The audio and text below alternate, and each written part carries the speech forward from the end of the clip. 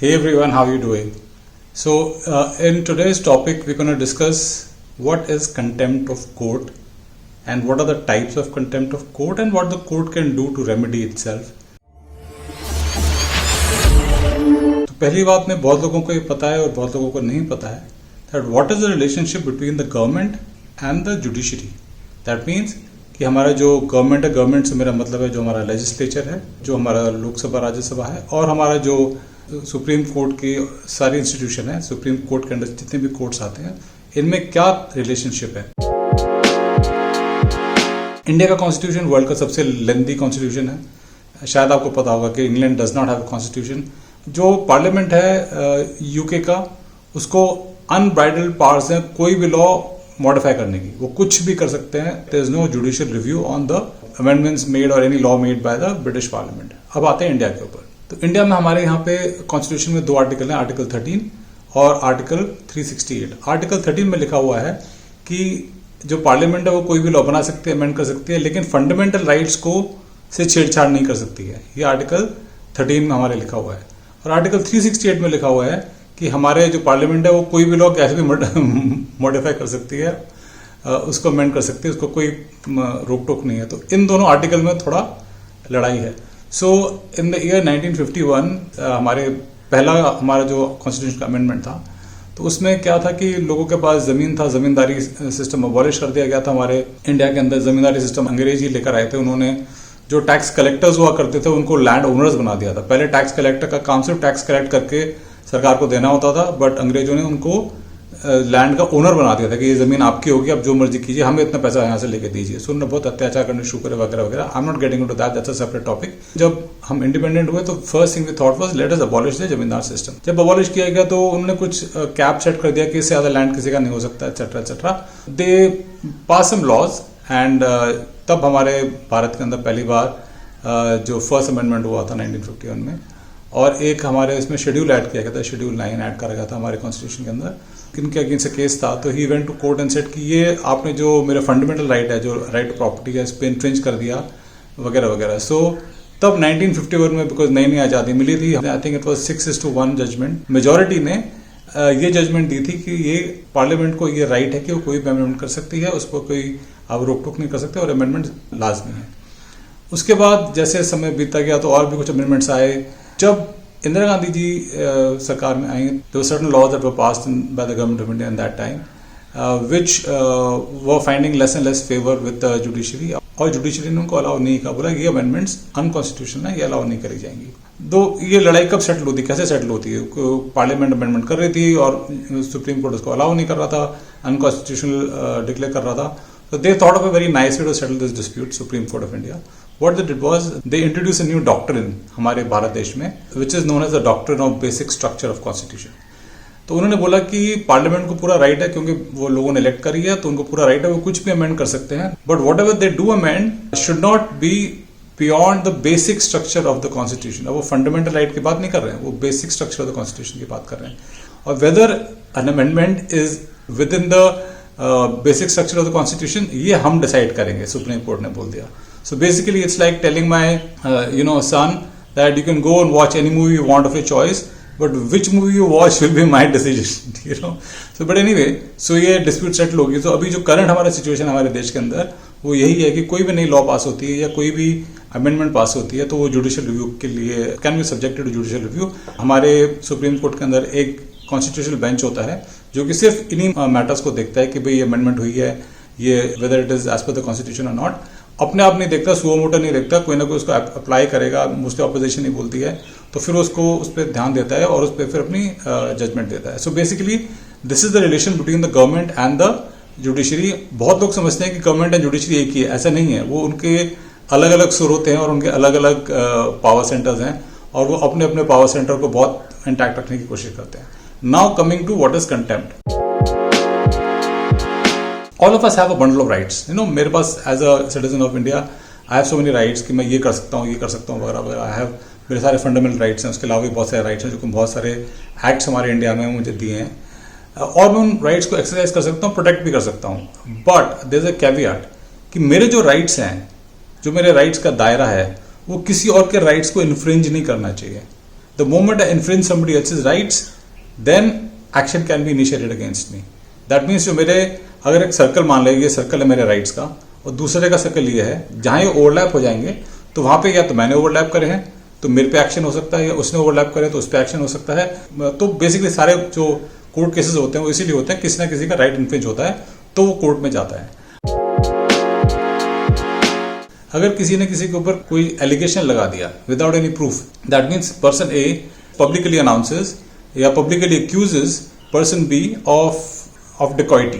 Person A का right है freedom of speech, लेकिन अब पर्सन बी का जो फ्रीडम था, freedom of good reputation, of freedom of life basically, क्योंकि फ्रीडम ऑफ लाइफ की जो हमारे देश में डेफिनेशन बहुत एक्सपैंड कर दी गई है, तो वो उसका इन्फ्रिंज हो गया। तो now he can take action against this person कि अगर आप मुझे बोल रहे हैं कि मैंने ये गलत काम किया तो या तो आप प्रूव कीजिए या आप मानहानि में आपके ऊपर मैं एक्शन लूंगा, बेसिकली कॉम्पनसेशन लूंगा एक्सेट्रा, बिकॉज सिविल केस। तो ये तो हो गया कॉमन आदमी के।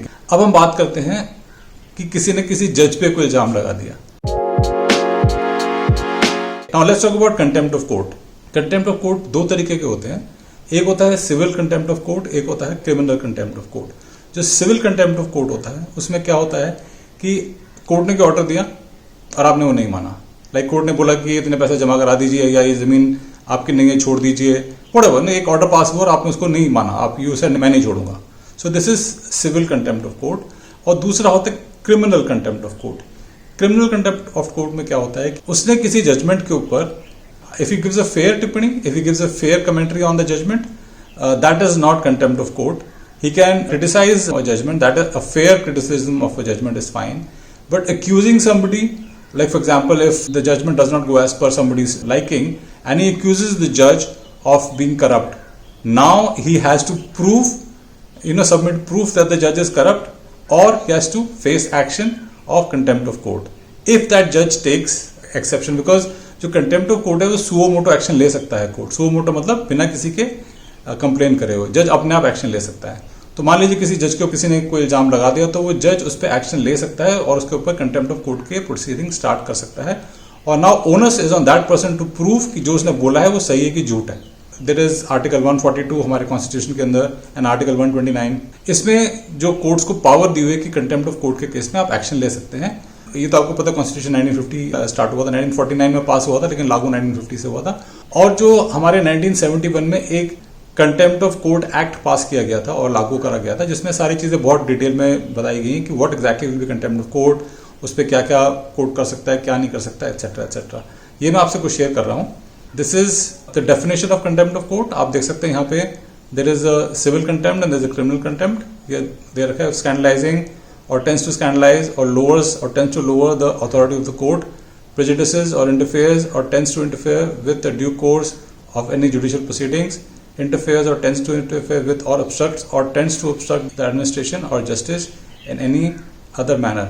तो ये बेसिकली ये क्रिमिनल कंटेम्प्ट की डेफिनेशन है हमारे कंटेम्प्ट ऑफ कोर्ट एक्ट 1971 के हिसाब से। एंड अगर आप देखें fair and accurate report of judicial proceedings is not a contempt. अगर आपने कोई person shall not be guilty of contempt of court of publishing a fair and accurate report, मतलब अगर आपने उसको फेयरली क्रिटिसाइज करा तो that is not contempt of court. Then complaint again presiding officer और subordinate courts when not contempt, a person shall not be guilty of contempt of court in respect of any statement made by him in good faith to any other subordinate court और a high court. That means they not talk about publishing और going to press. अगर आपने एक court है और उसमें आपने किसी दूसरे कोर्ट को जाके उसके बारे में आपने कंप्लेन करा कुछ किया तो then that is not contempt of court. But going and talking publicly about it to the press और in the media, even social media, and without substantiating your claim, that is contempt of court as per the Indian law. यहाँ पे देखें power of high court to punish contempt of subordinate courts. जो contempt of court है ये दूसरे जज पे भी होता है। That means supposing a senior court जैसे हाई कोर्ट है या हमारे सुप्रीम कोर्ट है, जो भी कोई सीनियर कोर्ट है, उसने एक ऑर्डर पास किया जो कि जूनियर कोर्ट ने फॉलो करना है। फॉर एग्जांपल मान लीजिए किसी सबऑर्डिनेट कोर्ट का कोई केस वहां पे अपील में गया था, उसने कहा दिस केस इज डिसमिस्ड, और वो सबऑर्डिनेट कोर्ट ने उस केस को डिसमिस नहीं किया, सो this is now contempt of court. क्योंकि ये बड़े कोर्ट की बात नहीं मानेंगे तो कंटेम्प्ट ऑफ कोर्ट है। या छोटे कोर्ट ने बड़े कोर्ट के ऊपर कुछ लांछन लगा दिया विदाउट सब्सटैंशिएटिंग इट, वो क्रिमिनल कंटेम्प्ट हो जाता है। पनिशमेंट भी डिफाइन करी गई है, there is no unlimited punishment. इसमें मैक्सिमम 6 मंथ्स की जेल हो सकती है, माफी मांग के छूट जाते हैं। Basically if anybody apologises for any contempt तो उसको छोड़ दिया जाता है। एंड दिस वो छोड़ना इज मोर लाइक मैंडेटरी।